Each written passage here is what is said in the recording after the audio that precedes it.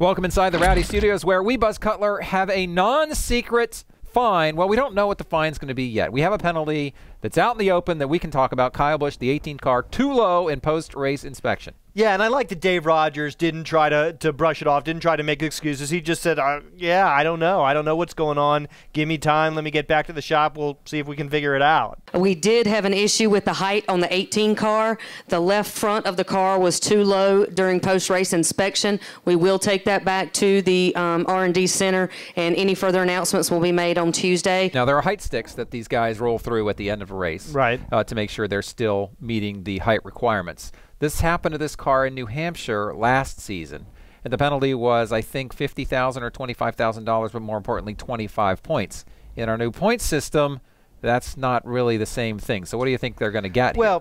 I don't think they'll probably get more than 10, and if you look at the standings the way they are now, 10 points really only moves Kyle down one position, actually behind his brother Kurt. He's still got the 2 wins, so I really don't think it's going to be a big deal. I don't really think it's going to affect his championship hopes, his chase hopes, anything of that nature. 10 would be kind of on the high side at 1 point per position. You know, if you look at 5 points per position, which is what it was last year in the top 10, that would be 5 positions in the top 10 at 25.5. So the equivalent would be 5. Of course, back in the field, it was only 3 points last year, or 4 points back in the field. So it's going to be probably 8 to 10 points, I would guess. And now a lot of people might wonder, well, I thought they were giving these huge fines, like 100-point fines last season for violations. But I think we need to clarify the difference between this height stick violation and, say, what happened to Clint Boyer's car at New Hampshire. Clint Boyer's car, I think NASCAR's feeling was you were trying to cheat. You were trying to go outside of the lines of the COT templates and get an advantage.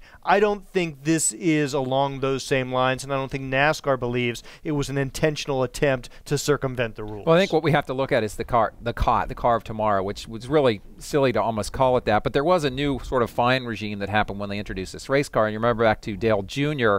at Darlington, back when Tony Jr. was his crew chief, and they had unapproved wing mounts or something like that, and the fine was 100 points. And they're basically saying, don't mess with this body and this chassis, don't mess with that kind of thing. A height stick violation isn't really messing with that, and that's why it's back in the what used to be the 25-point realm. So I think you're right. I think we're going to see 10 points, $25,000 on Tuesday for Kyle Busch. Won't really affect things, and then we'll know that's what this kind of violation gets. Yeah. So we'll see. They'll announce the fine probably on Tuesday. That's usually fine day, penalty day, so we'll have more information then, and maybe we'll take a second look at it and see how it does or does not affect things. Absolutely.